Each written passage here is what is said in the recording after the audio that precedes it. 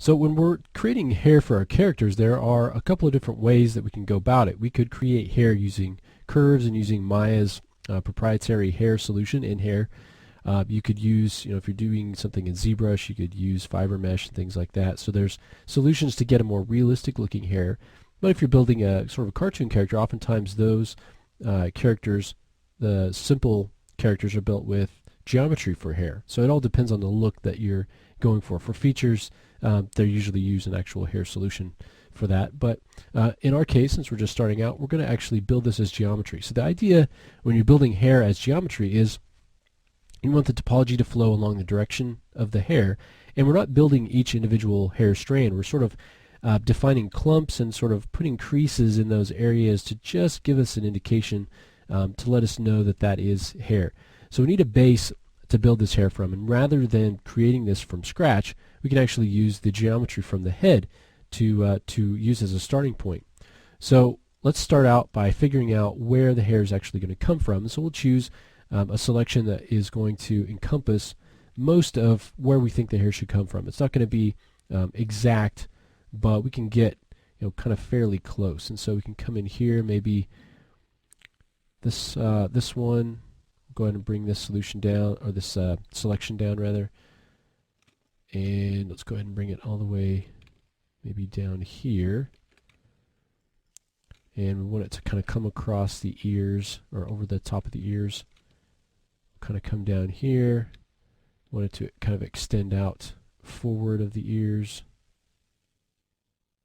and we want a little bit of a kind of a sideburn on the side there. Again, it's not exactly representative of where the hair will be, but it's close. You can see we have an issue up here at the top of the head. We'll fix that in a second. So once we've got our hair selected, or our scalp selected, let's go ahead and now duplicate those faces. We don't want to extract them. We just want to duplicate those off, and it's in here somewhere. There we go. We'll duplicate those faces. And if you want to kind of pull it off the surface a little bit, you can, just kind of see it. I'm going to go in now and fix that issue with the geometry there. Let me go ahead and hide that. And you can see that we've got an extra loop coming in here that we hadn't fixed. So I'm going to go ahead and pull this in. And using the split polygon tool, I'll go ahead and get rid of that. Okay, now let's go ahead and show the last hidden, and we've got the same issue up here. This time I can go ahead and kind of clean this up so it doesn't have to have that exact resolution. So I'll get rid of that geometry up here, and let me go ahead and kind of pull these in a little bit. And we can create a little bit of a kind of a cleaner mesh coming in here. Okay, let's go ahead and use our offset edge loop tool. Oops, it's going to want to do that across the whole way. So let me just use the split polygon tool here, and we'll go ahead and just draw this down. You could use the insert edge loop tool as well.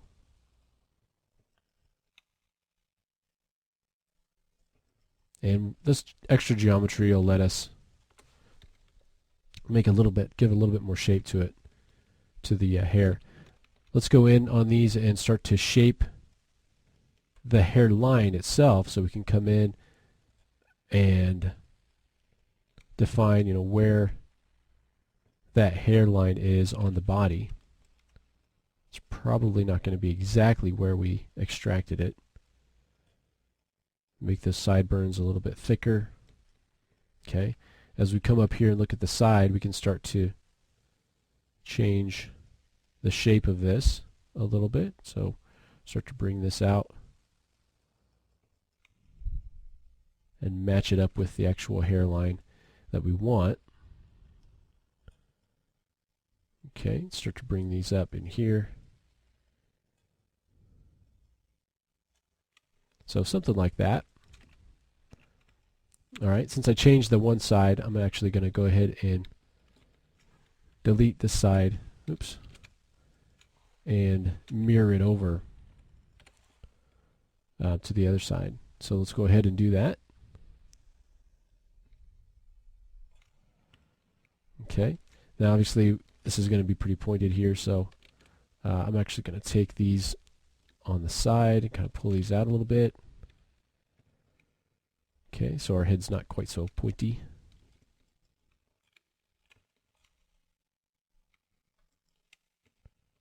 Okay, something like that. So we're just kind of making the base for our hair. Now, unless he's going to have a really short haircut like this, this is not really, we're not going to be able to stop here. But this is kind of the hair base that we're working with. It doesn't have to stay symmetrical. I've got some of the points off here a little bit, so let me go ahead and continue. Kind of tweak that up a little bit. Going to move some things around. I had some of those points selected probably. That's okay. All right. So I'm going to grab these two corners and let's pull them down a little bit. We want it to be tight up against the head.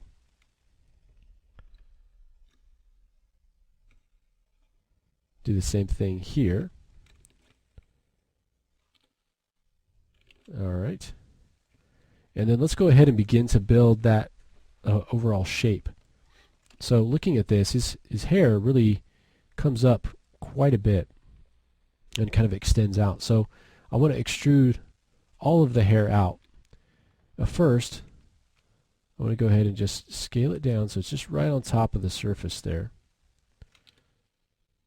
Okay, and then let's go ahead and extrude it out to give it a little bit of thickness. Okay. Now once we have it extruded, we can start to take those exterior points and just kind of start to match those up with the hair a little bit more to create that kind of thickness. And you could use your soft select to do this as well. You know, coming in here, we'll grab our soft select, and if you wanted to use reflection, you can. I want to kind of leave it as is. Let's increase our amount here, and I want to use surface for that rather than volume, so that we're not grabbing the inside of the hair as well. Okay, so just come in and start to add a little bit of shape to it. Now we're not going to be able to get the whole big raise of the hair up here, but I just want to start that process by kind of pulling this up a little bit. We'll pull this out a little. The same thing here. Just kind of to get it started. Depending on the haircut that you've got, you may not have to go much farther than that. You can also come in with your sculpt geometry tool and sculpt it that way. Alright, so let's just go in and just kind of pull this out a little. You're not going to be pulling it out this whole thing, but just kind of get this overall shape built out. And then in the next lesson, we'll come in and extrude up that main part of the hair and add some detail to it. So we'll go ahead and do that next.